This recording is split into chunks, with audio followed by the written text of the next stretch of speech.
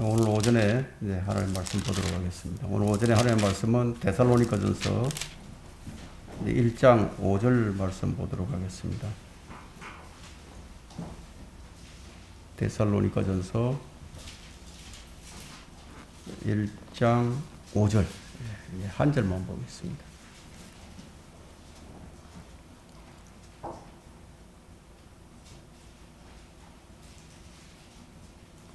네, 다 찾으셨죠? 제가 받들어 읽겠습니다.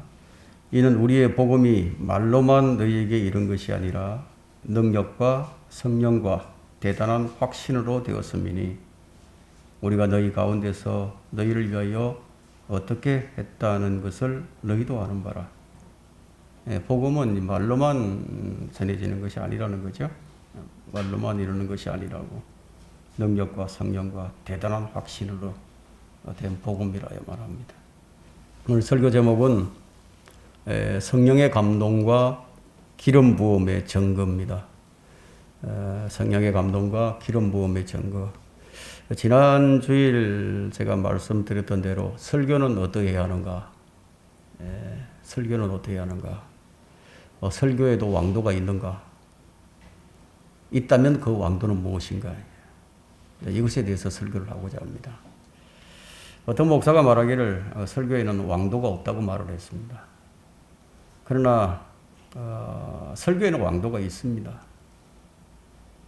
바울이 말한 대로 내 말과 내 설교는 인간의 지혜가 가르치는 말로 하지 아니하고 성령과 능력 나타냄으로 하였으니 라고 말한 것을 볼 때 설교에는 왕도가 있습니다. 그러면 그 설교에 그럼 왜 왕도가 있어야 하는 것인가?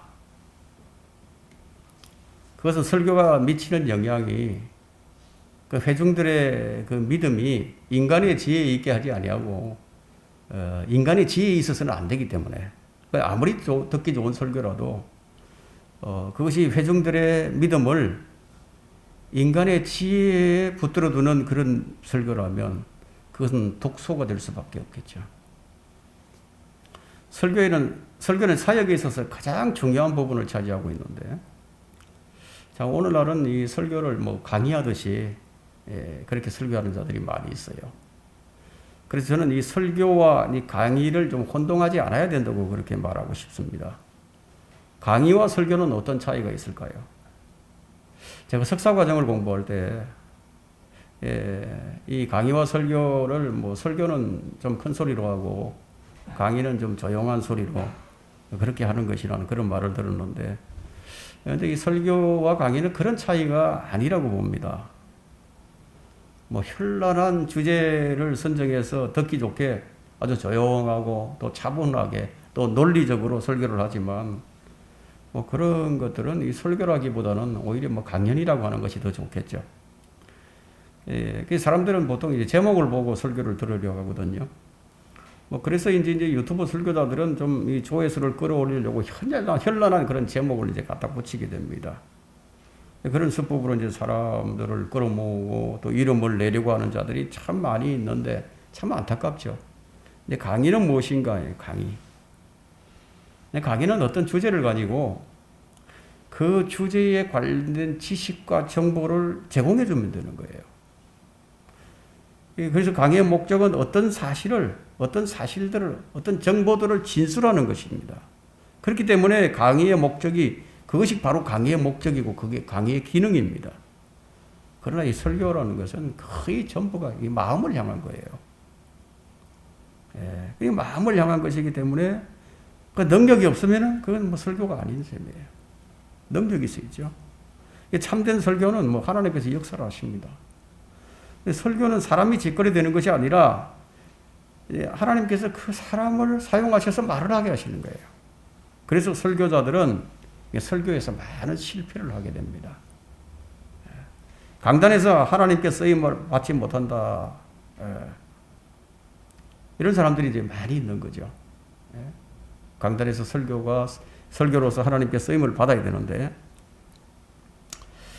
자, 이 설교의 제목, 꼭 그래야만 하는 것은 아니지만 설교의 제목과 또 교리는 그 본문과 그 문맥에서 찾는 것이 좋습니다. 그런 다음에 그 교리는 본문의 특정한 배경 가운데서 다루어져야 하고요. 자, 이 문제는 좀 매우 중요한 편에 듭니다. 그렇게 설교할 때, 왜 이게 중요하냐면, 그렇게 설교할 때, 그 설교자가 설교를 이끌어가는 것이 아니고, 성경이 설교자를 이끌어가게 해야 된다는 거예요. 그럼 설교는 마음을 향한 것이기 때문에 철저하게 이제 성경적인 것이어야 합니다. 그래서 설교자가 설교를 이끌어가는 것이 아니라는 거예요. 성령의 인도함, 기름 부음이 있어야 한다는 것을 말하고자 합니다. 여러분은 기독교의 교리가 무엇인지를 잘 아실 겁니다. 기본 교리가. 이 공장의 이제 기계가 잘 돌아가게 하려면 윤활유를 쳐야 되잖아요. 기름을 발라줘야 되죠. 마찬가지로 우리 사역에도 윤활유가 필요합니다. 이것이 무엇인지는 여러분이 잘 아실 겁니다. 바로 성령의 기름 부음이에요. 우리는 구원받을 때 이미 성령의 기름 부음을 받았지만 그것을 말하고자 하는 것이 아님을 밝혀둡니다. 자, 우리 사역에서 가장 필요한 것이 뭐냐? 혹자는 성령 충만이라고 말할 것인데 맞는 말이죠. 맞는 말이지만 그것만을 말하고자 하는 것이 아닙니다. 이 성령 충만이란 어떤 특정한 사람에게 성령께서 충만히 임한 상태라고 정의할 수가 있습니다. 예를 들어서 침례인 요한을 본다면 침례인 요한은 태중에서부터 성령으로 충만해지셨어요. 그래서 제가 말하고자 하는 것은 사역에서의 성령의 역사를 말하는 겁니다. 사역에서의 성령의 역사. 특정한 사람에게 특별한 사역을 수행시키기 위해서 부어주시는 성령의 역사예요. 그래서 우리는 이 설교자들을 위해서 기도할 때 말씀에 기름 부어달라는 그런 기도를 하게 되죠. 말씀에 기름 부어주셔서 그 말씀을 잘 깨닫게 해달라는 그런 기도를 합니다. 그래서 준비된 이 말씀을 전할 때 그 말씀 위에 기름 부음이 있을 것을 믿기 때문에 그런 기도를 하는 거죠. 자, 이것을 예정하는 사건을 우리가 찾아본다면 칼멜산에서 엘리야의 사역을 볼 수가 있는데 엘리야는 무엇인가를 준비를 했어요. 그런 제단을 쌓았죠. 나무를 쌓고 그리고 송아지에 각을 떠서 나무 위에 올려놓고 그런 모든 준비를 다 마친 다음에 그 다음에 하늘에서 불을 내려달라고 기도를 했습니다. 이 순서예요. 순서. 또 다른 예정은 뭐냐면 광야에서의 성막인데 모세는 하나님 명령에 따라서 모든 일을 어떻게 했는지 출애굽기 40장에 그냥 다 나와 있어요. 이 출애굽 40장에 기록이 되어 있는데 그것을 다 마친 다음에야 주의 영광이 성막에 임했어요. 그렇다면 의심할 여지 없이 우리 사역의 모든 것 가운데서 가장 중요한 것은 열매를 내는 것이 성령의 사역임을 알 수가 있죠. 면밀한 준비도 필요하고, 면밀한 준비와 또 성령의 임재는 상충되는 것이 아니라 서로 상호 보완 작용을 합니다. 하지만 우리는 모두 극단에 치우치는 경향이 있습니다.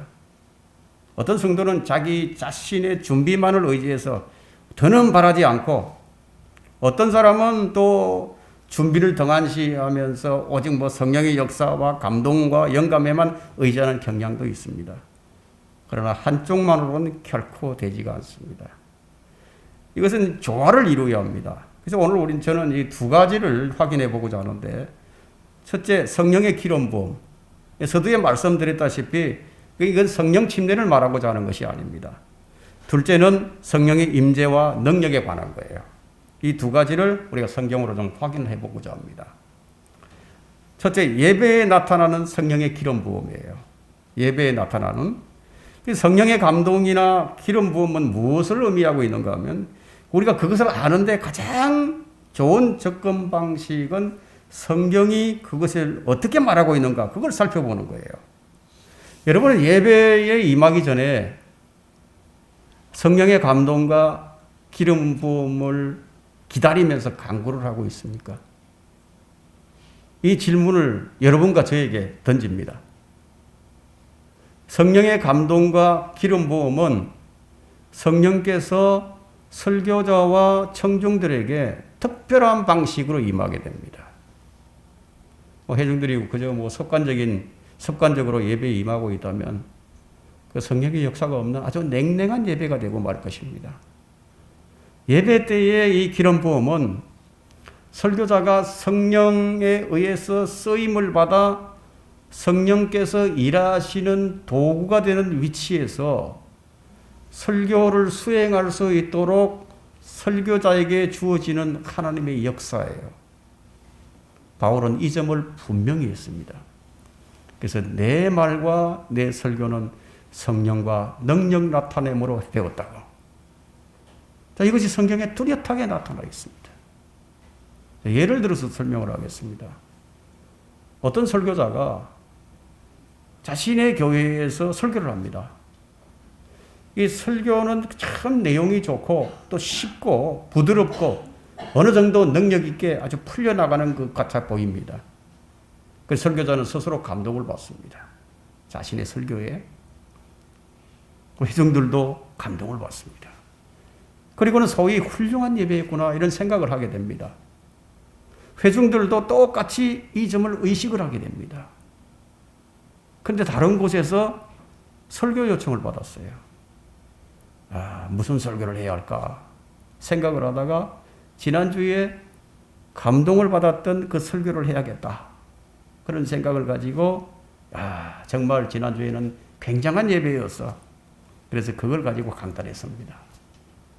지난주와 똑같은 방식으로 설교를 하는 거예요. 그런데 아무런 감동이 없어요. 무슨 까닭이죠? 성령께서 개입을 하시지 않는다는 거예요. 그러니까 설교에는 성령께서 개입하시는 것과 개입하시지 않는 것 차이가 있어요. 그러니까 설교에는 반드시 빛과 뜨거움이 있어야 됩니다. 빛과 뜨거움이에요. 빛은 예수 그리스도시죠. 뜨거움은 성령님이시죠. 자, 뜨거움이 없는 빛은 어떤 사람에게도 감동을 주지 못합니다. 또한 빛이 없는 뜨거움은 영구한 가치가 없어요. 반면에 빛이 없는 뜨거움은 순간적으로 화끈한 효과가 있을지는 모르나 진정으로 회중들을 돕지 못하게 되고 또 회중들을 다루어 주지도 못하게 됩니다. 주님께서 성경을 열어서 보여주실 때에 엠마오로 가던 그 두 제자가 마음이 뜨거워졌어요. 자, 그렇다면 설교의 주요 목표가 무엇이죠?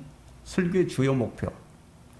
그것은 청중들에게 하나님 앞에, 청중들에게 당신들이 하나님의 존전 앞에 있다는 생각을 주는 거예요.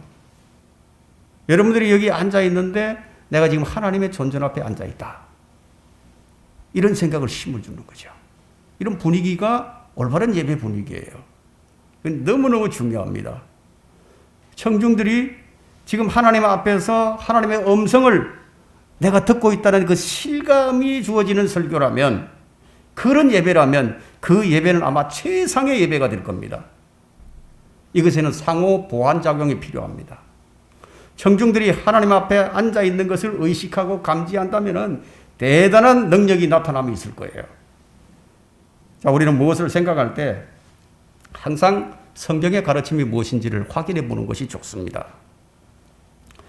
먼저 우리가 주의 길을 예비한 침례인 요한, 이 침례인 요한에 대해서 좀 알아본다면, 요한은 모태에서부터 성령으로 충만했었는데 특별한 일을 수행하기 위해서 성령 충만이 주어졌어요.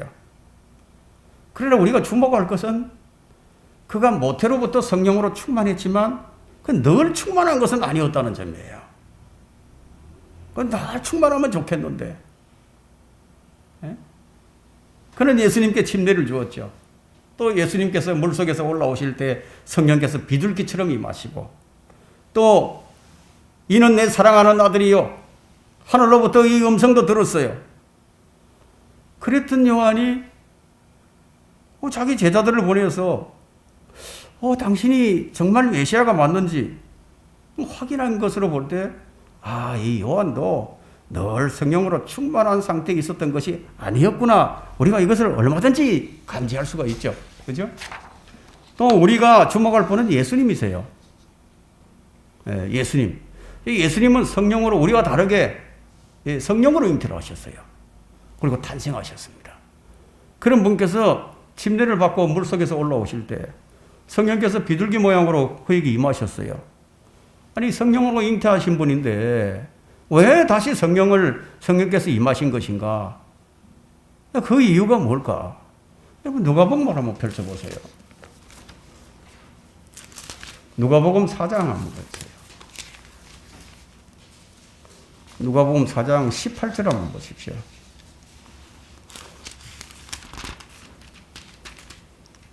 주의 영이 내게 임하시니 이는 가난한 자들에게 복음을 전하게 하시려고 내게 기름을 부으셨습니다.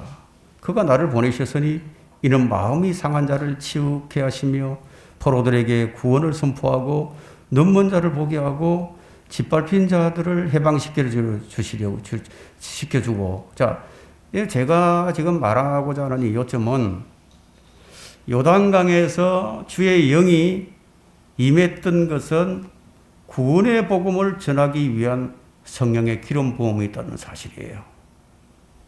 우리는 이 말씀과 연관해서 우리 제자들을 좀 살펴본다면 사도행전 1장 8절을 우리가 한번 기억을 해봅시다.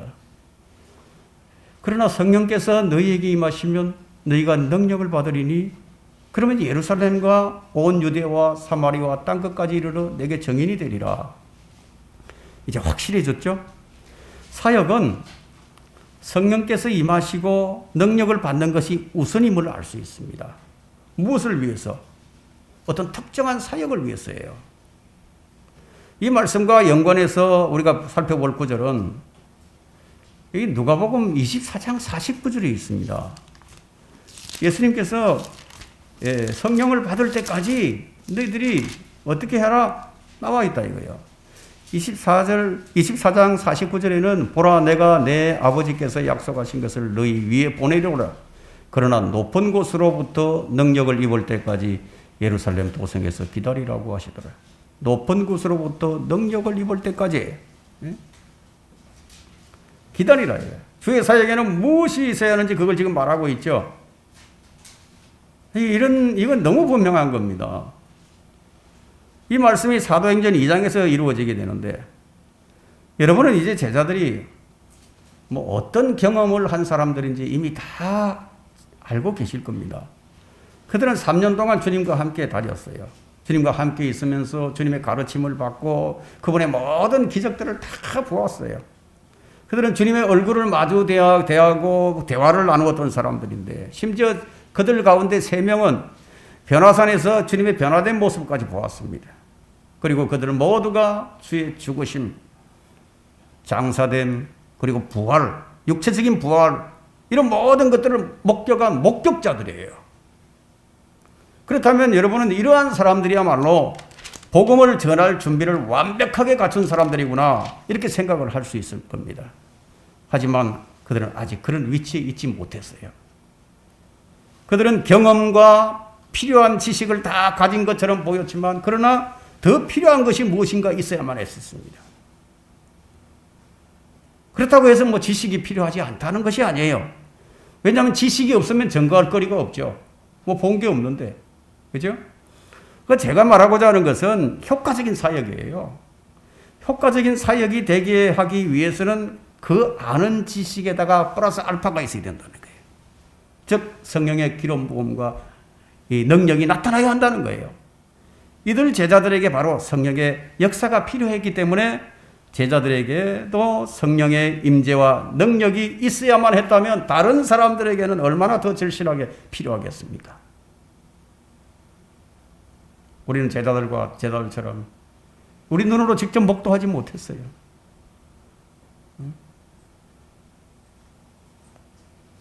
그런 우리에게는 더 절실하죠.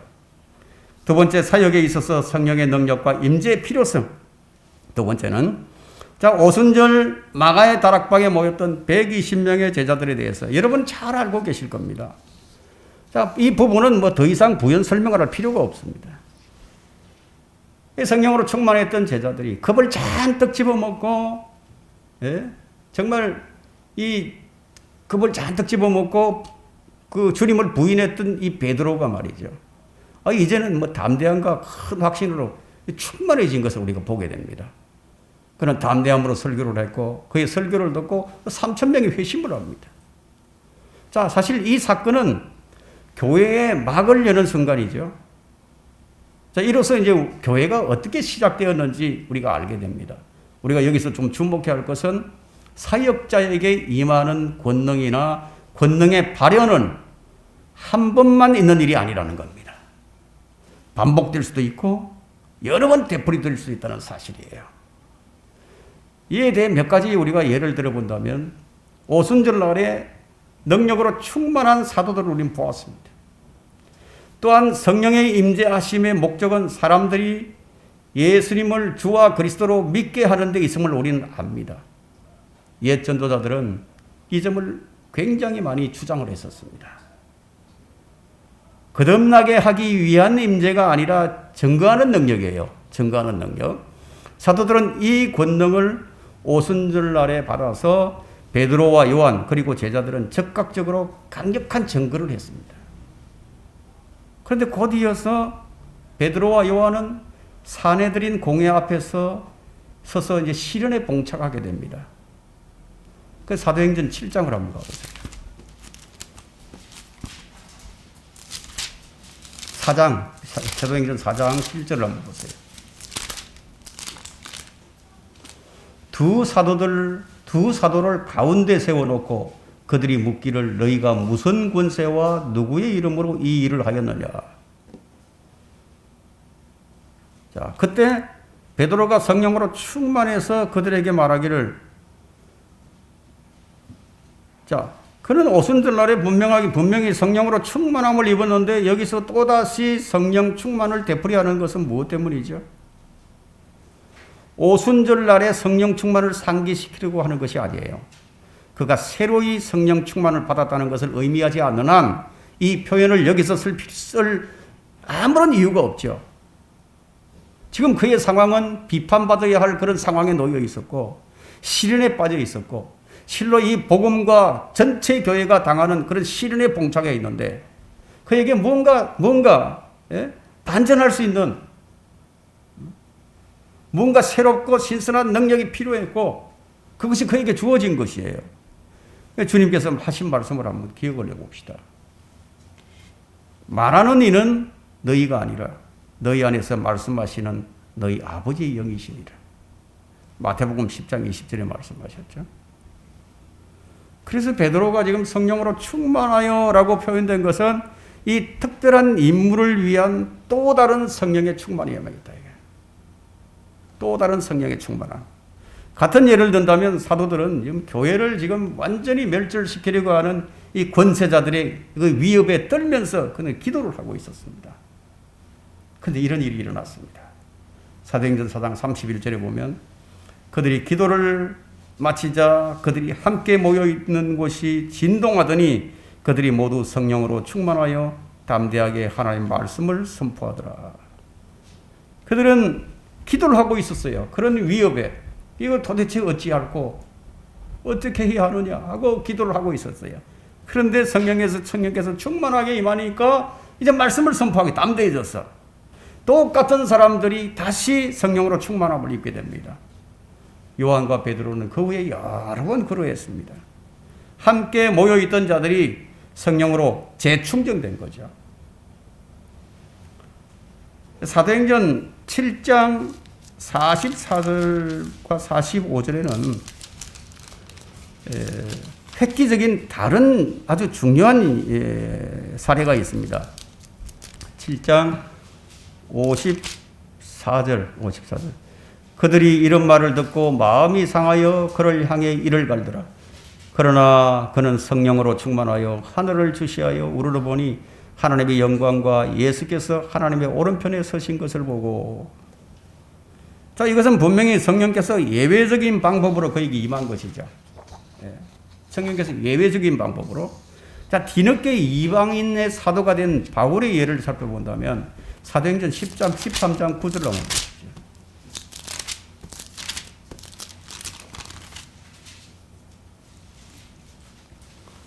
13장 9절에 그때 바울이라고 하는 사울이 성령으로 충만하여 그를 주목하고, 이 충만은 그가 회심한 후 한참이 지난 후에요. 여기서 말하는 충만은 특별한 위기에 당면하여 받는 특별한 능력이에요. 이때 이 요술사 엘르마의 눈을 멀게 해버렸죠. 제가 왜 이런 예를 든 것은, 사도들이 이적을 행할 때 어떤 아주 특별히 대처해야 할 일이 있을 때 이런 일이 일어났음을 말하고자 하는 겁니다. 사도들에 의해 행해진 이적과 오늘날 소위 어떤 사람들이 행한다고 하는 이적들 사이에는 커다란 차이가 있습니다. 사도들은 어느 날 어느 시에 내가 너희를 고쳐줄 것이야, 이렇게 한 적이 한 번도 없다. 예? 어느 날 어느 시에 신유 집회를 한다고 예고하지 않았다 이거예요. 왜냐하면 사도들은 언제 그런 일이 있을지 우리는 알지 못했기 때문이에요. 그들은 그 시기를 결정하지도 않았고, 또 그것은 그들 마음대로 할 수 있는 것도 아니었어요. 이것은 뜻하지 않게 일어나는 거예요. 사도 바울은 치유하는 것을 순간적으로 행하고 있습니다. 바울이 마음대로 마음먹은 대로 할 수 있는 일이 아니었다는 거예요. 그래서 그의 말년에는 그가 사랑하는 디모데를 고쳐주지를 못했어요. 자, 오늘날 소위 이적을 행한다고 떠벌리는 자들과 이 사도들 사이에 어떤 차이가 있느냐. 그 첫 번째 차이는, 사도들은 이적을 행할 것을 미리 예고하거나 미리 발표하지 않았다는 점이에요. 두 번째 차이는, 사도행전에서 보는 바와 같이 사도들은 절대 실패한 적이 없다는 거예요. 그렇다고 결코 시험 삼아서 해본 적도 없어요. 그들은 알았어요. 하나님의 권능이 자기들에게 주어진 것을 알았기 때문에 성령의 감동에 의해서 권위 있게 그 말을 한 거예요. 일어나라! 그럼 일어나는 거예요. 살아나라! 살아나는 거예요. 그들은 그렇게 명령을 했고 그렇게 하고서 이루어지지 않은 적이 한 번도 없었습니다. 자, 이것은 분명히 사도행전에서 나타난 전반적인 모습인데, 그러나 이 모든 것보다 더 직접적이고 특수하게까지 한 그 무엇이 있는데, 그것은 고린도전서 2장이에요. 고린도전서 2장의 바울의 진술입니다. 그는 고린도전서 2장에서 자신의 설교를 지금 기술하고 있는데, 고린도전서 2장 한번 가보겠습니다. 이것은 오늘날의 설교가 얼마나 잘못 행해지고 있는지를 보여줍니다. 계속 비토하고 비난을 넘어서서 독설과 저주를 보면서 이 공박을 일삼는 설교에 성령의 기름 부음이 있겠습니까?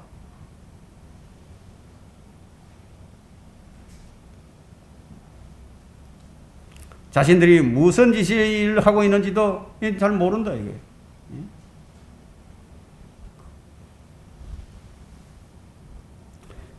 그들의 배후에 누가 있는지 알지도 못한 채로 그들의 입에서 나오는 비속한 말들은 마귀의 영에 의해서 나오는 말들이에요.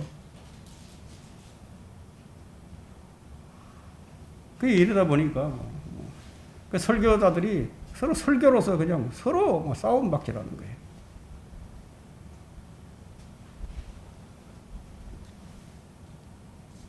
그래서 구경거리가 생겨났죠. 구경꾼들이 많이 모여듭니다.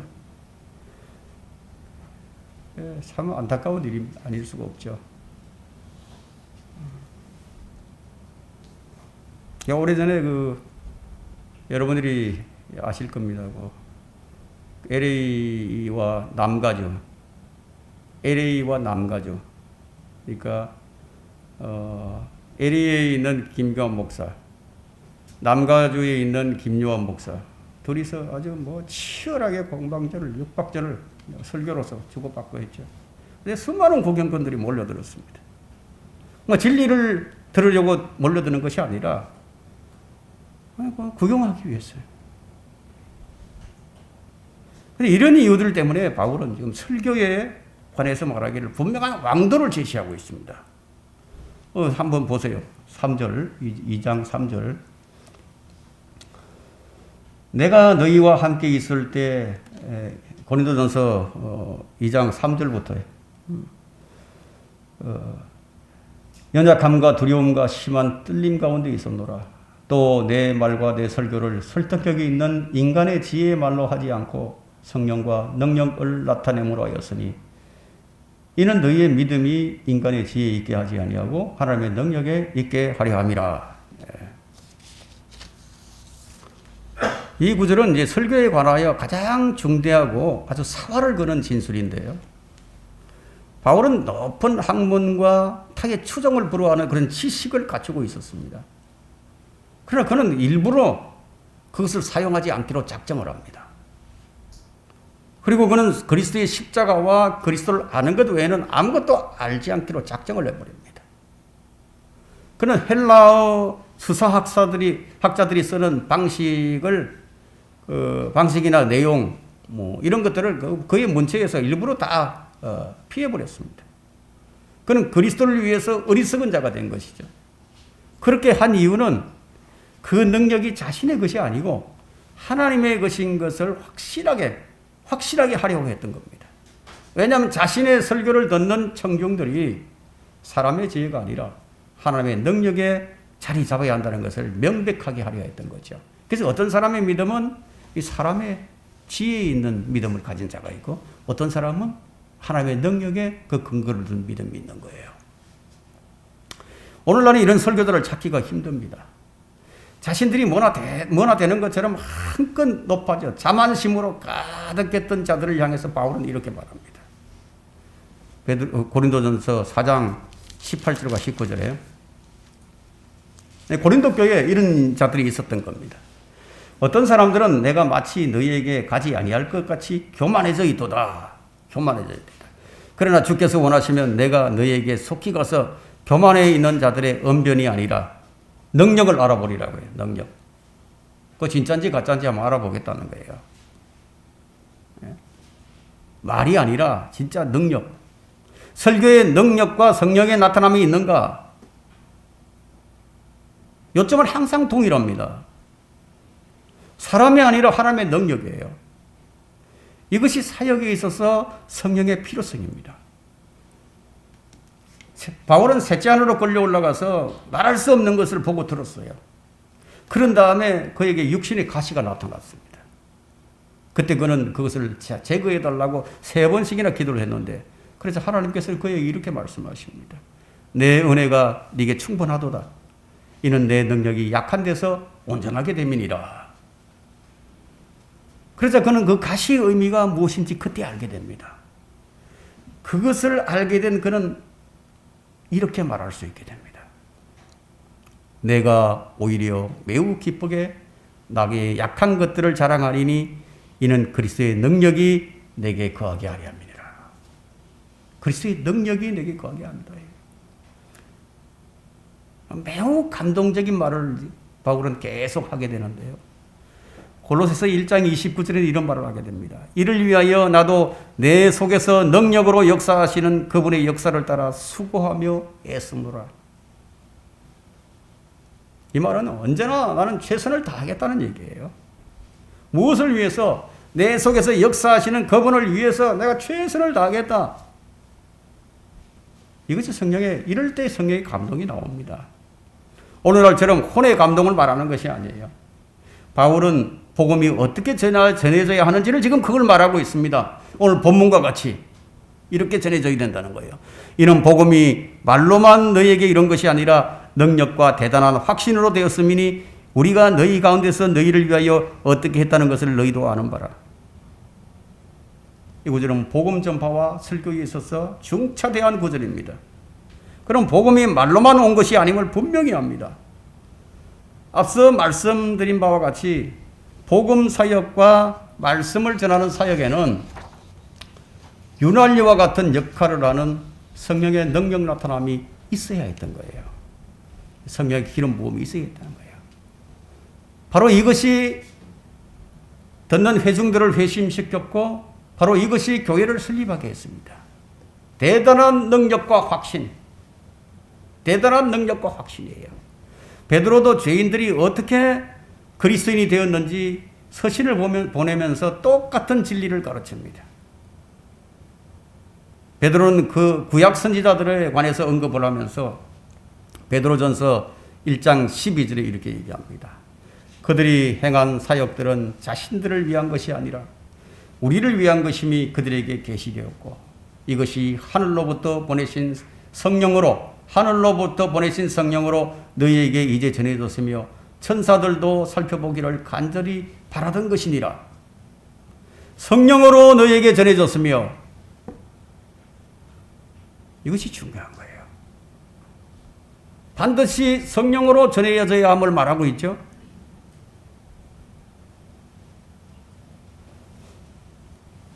오늘날 이것이 간과되고 있습니다. 중요한 것을 빼버리죠.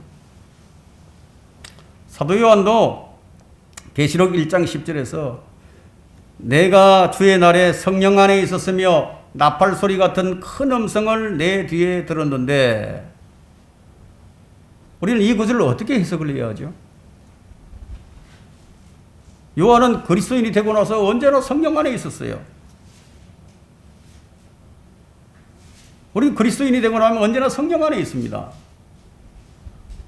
그렇다면 이것은 평상시 상태가 아니라는 것이 분명하죠. 아주 예외적인 일입니다. 갑자기 요한은 자신이 주의 날에 성령 안에 있는 것을 다시 보게 되는 겁니다. 그가 미래에 있게 될 일에 있게 된 것은 성령에 의해서라는 거예요. 이것은 성령이 증거하고 있는 정확무한 정언입니다. 그러나 뭐 이렇게 또 말하는 사람들도 있어요. 항상 반론을 제기하는 사람들이 있으니까 사도시대가 끝났으니까 뭐 우리와는 뭐 관계가 없다. 뭐 사도시대 끝났는데 또 어떤 사람들은 뭐 우리가 사도의 개성, 사도적 개성, 우리가 사도의 능력을 개성받았다. 뭐 이렇게 주장한다 이거예요. 그래 우리는 이런 주장들에 대해서 좀 더 성경을 고찰하면서 확실히 해볼 필요가 있습니다. 우리는 교회사에서 성령께서 어떻게 역사를 하셨는지 보면 아는 거예요.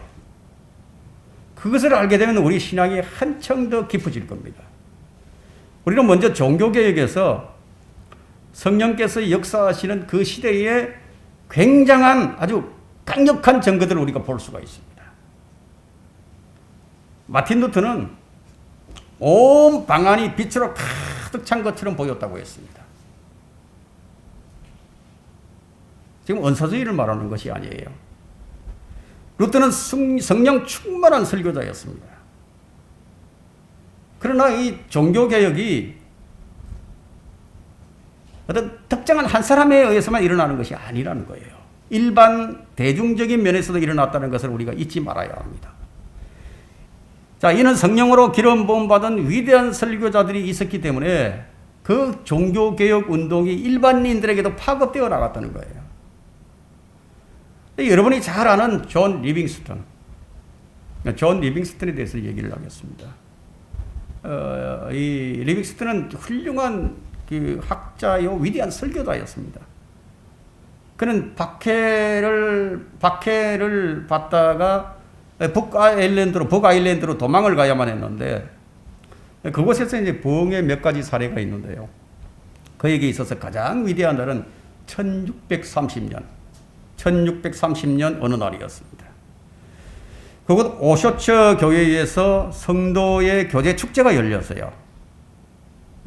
많은 설교자들이 초빙되었고 많은 설교자들의 설교를 들을 수 있는 그런 기회가 특징이었는데 그 특별한 기회에 그들은 모두 첫날부터 주일 저녁까지 일주일 내내 열리게 됐는데요.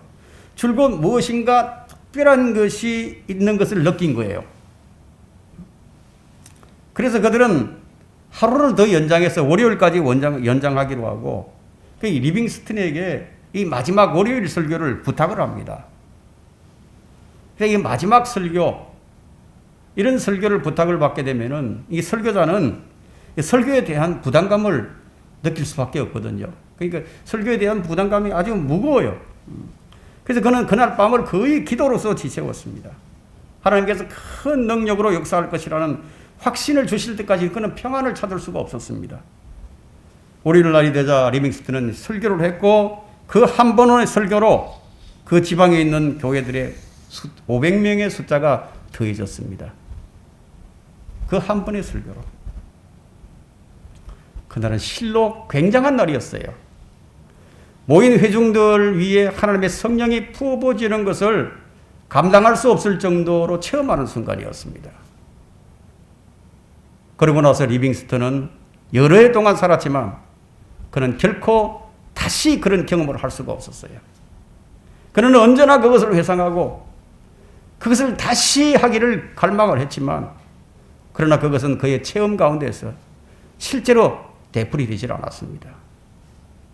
이와 유사한 그런 경험, 영적인 경험들이 이 필라델피아 시대의 미국의 그 설교자의 전기에 많이 기록이 되어 있습니다. 여러분이 또 잘 아는 존 웨슬리. 존 웨슬리에 대해서 얘기를 해보겠는데요. 그는 종교적인 열성과 학식을 겸비한 설교자였어요. 그는 대서양을 건너가 조지아주에서 선교 사역을 했는데, 근데 그의 선교는 완전히 실패로 끝났습니다.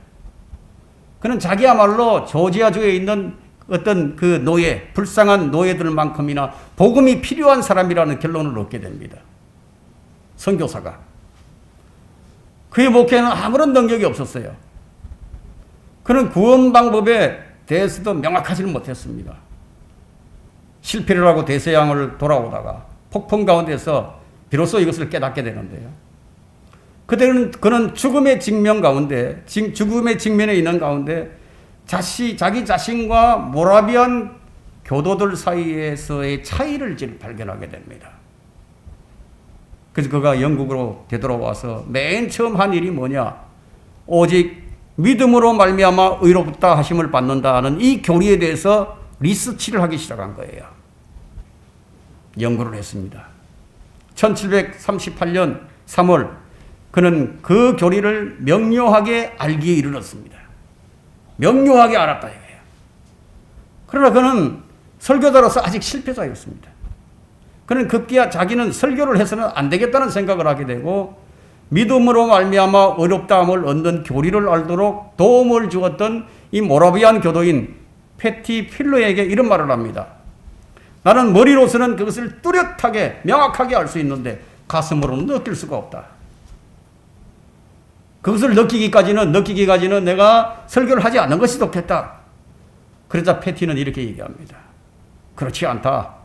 설교를 멈추지 말라. 그것을 느낄 때까지 이신칭의의 진리를 계속 전하라.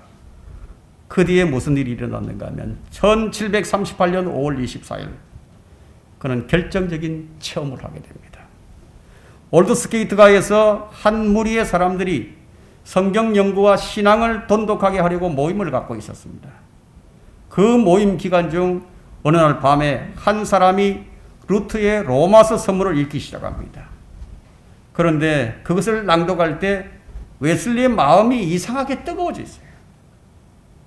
여러분이 이 말을 들을 때 엠마오로 가는 두 제자가 떠오르겠죠? 두 제자는 주님께서 성경을 열어 보여주실 때 마음이 뜨거워졌습니다. 웨슬리는 이 말을 듣는 순간 갑자기 하나님께서 자기의 모든 죄를 용서하셨다는 대단한 확신이 드는 거예요. 대단한 확신. 오늘 우리가 본문 읽었죠? 데살로니가전서 1장 5절에 대단한 확신. 이것이 바울이 말한 성령과 능력 나타난 바로 이것이었습니다.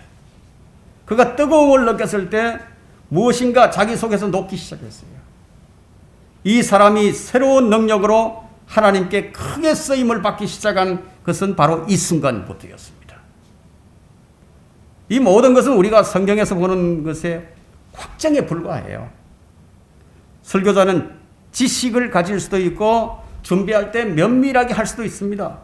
그러나 성령의 감동하심이 없이 아무런 능력이 성령의 감동하심이 없이는 아무런 능력이 나타날 수도 없고 설교한 것이 아무런 효과도 보지 못하게 될 겁니다.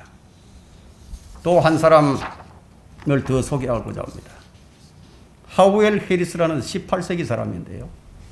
그는 구원받은 후에 교회 종탑에 앉아서 성경을 읽고 기도하고 묵상하는 가운데 하나님의 영이 그에게 퍼부어지기 시작했어요.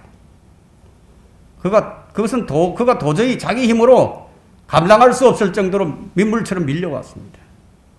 그는 자기 마음속에 부어진 하나님의 사랑이 얼마나 충만했는지 우리에게 이렇게 전해줍니다.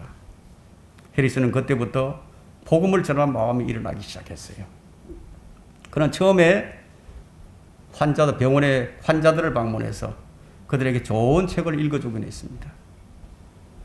자기 말은 단 한마디도 하지 않고 다만 책에 나오는 말만 해줬어요. 그러나 책들을 읽어주는데 성령의 감동이 얼마나 컸던지 사람들이 죄를 깨닫고 회개를 합니다. 한동안 그 일이 계속됐어요. 그래서 해리스는 자기가 너무 가치가 작은 사람이라 설교자가 되기에는 부족한 사람이라고 그렇게 느끼고 있었습니다. 그러나 그는 이 책에서 눈을 떼지 않았어요. 이 성경책에서 눈을 떼지 않으면서 무슨 생각이 떠오르면 자기의 관점을 제시하기 시작을 했습니다. 그리고 그는 기회가 있을 때마다 그 말을 하기 시작합니다. 그러자 군중들이 그 말을 들으려 모여들기 시작을 했어요. 현재 지금 웨일즈 장로교단은 그렇게 해서 탄생하게 된 거예요. 그것은 성령의 기름 부으심과 역사하심의 직접적인 결과였습니다. 무디의 체험, 찰스 피니의 체험, 이루 헤아릴 수 없을 정도로 많은 사례들이 있어요. 마지막으로 데이비드 몰간을 말하고자 합니다. 그는 험프리 존스의 설교를 들었고 몰간은 깊이 감동을 받게 됩니다. 몰간은 후에 이렇게 얘기를 합니다. 나는 그날 밤 보통의 데이비드 몰간으로 잠자리에 들었다. 그러나 그 다음날 아침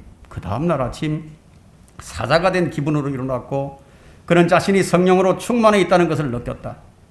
그때까지 그는 여러 해 동안 한 사람의 목사였고 그렇게 뛰어나지 않은 평범한 설교자였다. 그의 설교와 설교의 결과로 어떤 일도 일어나지 않았다. 그러나 그 다음날 사자 같은 느낌이 들어 일어났고 그 같은 능력을 갖추고 설교를 하니까 사람들이 죄를 깨닫고 회개하고 큰 기쁨을 얻고 돌아갔고 교회에는 수가 더해져 갔다는 거예요. 이런 일들이 2년 동안 계속이 되었습니다. 그 2년 동안은 그가 가는 곳마다 굉장한 결과가 일어납니다. 그를 통해서 위대한 설교자 여럿이 나왔습니다. 근데 그는 몇 년 후에 이런 얘기를 합니다. 나는 어느 날 밤 내가 2년 동안 누렸던 그 이상한 능력으로 충만해져서 사자처럼 잠자리에 들었으나 다음날 아침에 일어났을 때 그 전에 데이비드 몰간으로 되돌아갔다. 그는 가장 평범한 설교자로 그 후 15년간을 살았어요. 이런 일이 일어난 것을 어떻게 말을 해야죠? 그게 성령의 주권이에요. 성령께서 하시는 거예요. 제가 말하고자 하는 것이 바로 이것입니다. 여러분은 이런 축복을 명령할 수도 없고 지시할 수도 없어요. 그것은 전적으로 하나님의 선물입니다. 베드로는 성령으로 충만했습니다. 데이비드 몰간에게 같은 일을 행하셨죠, 성령께서. 그런 다음에 성령의 측량할 수 없는 지혜와 주권으로 그것을 그로부터 다시 거두어 버리신 거예요. 부흥이라는 것은 영구히 일어나지 않는다는 것을 우리가 알 수 있죠. 그러나 우리는 모든 성도들이 이런 능력을 찾고 구해야 한다는 거예요. 이런 일이 일어나는 것을 우리가 어떻게 깨달을 수 있는가? 이것에 대한 답변은 먼저 설교자는 자신의 양심 속에서 일어납니다. 바울은 우리의 복음이 말로만이 아니라 능력과 성령과 대단한 확신으로 너에게 왔다고 했는데 누가 그것을 확신하고 누가 그것을 알죠? 바울 자신이 알았던 거예요. 그는 무엇인가가 일어나고 있는 것을 알았어요. 그는 의식을 했어요. 우리는 그것을 알지 않고는 성령의 능력으로 충만해질 수 없어요. 그는 많은 확신을 가지고 있었습니다. 대단한 확신을 가지고 있었어요. 그는 자신이 성령 충만과 권위로 옷 입혀진 것을 알았어요. 그걸 어떻게 나타나는가 이거예요. 우리가 그걸 어떻게 알죠? 그건 생각의 명료함이에요. 생각의 명료함이다. 말의 명료함, 전달의 용이함, 설교하고 있을 때 굉장한 권위와 거리와 확신, 자신의 존재에서 비롯되는 벅찬 감격이 아닌 능력의 확신이에요. 말로 표현할 수 없는 기쁨이에요. 이런 것들을 가져오는 거예요.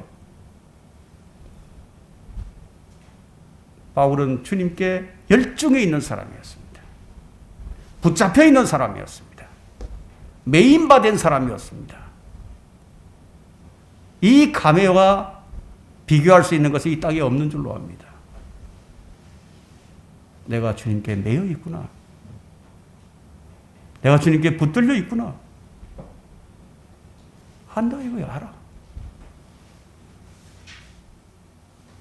이런 일이 일어나면 설교자는 실제 설교하고 있다고 느끼기보다는 그냥 관망하고 있다는 느낌이 듭니다. 그래서 설교자의 노력이 아니라 설교자는 단지 도구요 통로며 매개체 수단일 뿐이라는 것.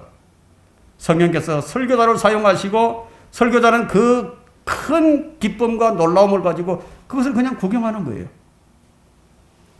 자신을 통해서 일하시는 걸 구경한다는 거예요. 어떤 방법으로도 이것과는 비교가 안 되죠. 이것이 잘 안 될 때 설교자는 모래알을 씹는 것처럼 느껴집니다.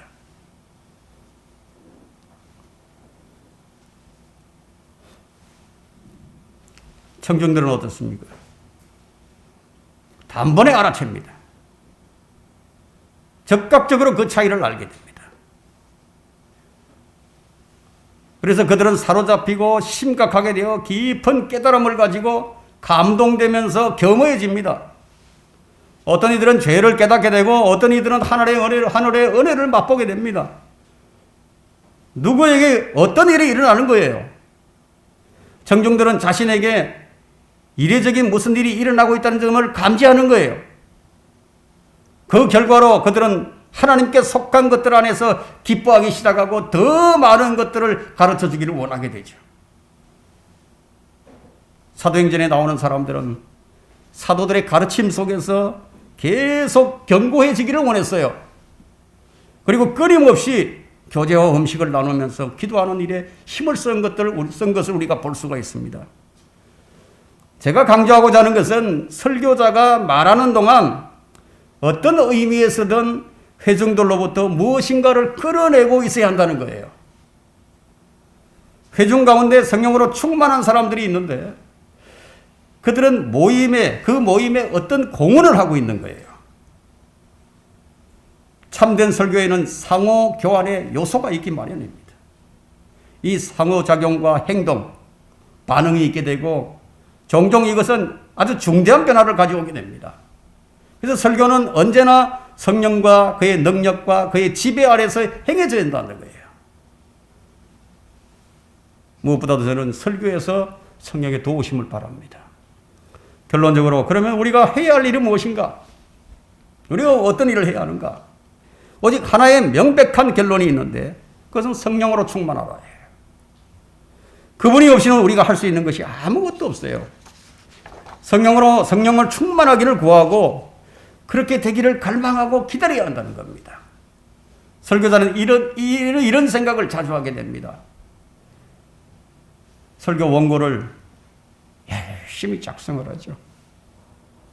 다 작성을 하고서는 자, 우리 회중들이 이것을 얼마나 이해를 할까? 또한 얼마나 이해를 하지 못할까? 뭐 이런 생각을 합니다. 그러나 이보다는 성령으로 충만하기를 구해야 합니다. 성령으로 충만해야 올바로 이해를 하게 됩니다. 여러분은 무엇이 여러분의 생애 위대한 전환점이 되기를 원하고 있습니까? 여러분은 어느 사람이고 가장 최고의 감동과 능력과 성령의 나타나심을 기대할 겁니다. 바로 그것을 위해 설교를 듣는 거예요. 우리는 그것을 성경이나 교회사에서 발견합니다. 이 능력을 간절히 기대하고 또 갈망하라는 거예요. 성령께서 그렇게 임하시게 되면 그분께 복종하라는 거예요. 저항하지 말라는 거예요. 성령께서 여러분들을 이끌어 가도록 하라는 겁니다. 성령께서 그분의 능력을 여러분 안에서 여러분을 통해서 나타내도록 하라는 거예요. 주님께서 약속하셨어요.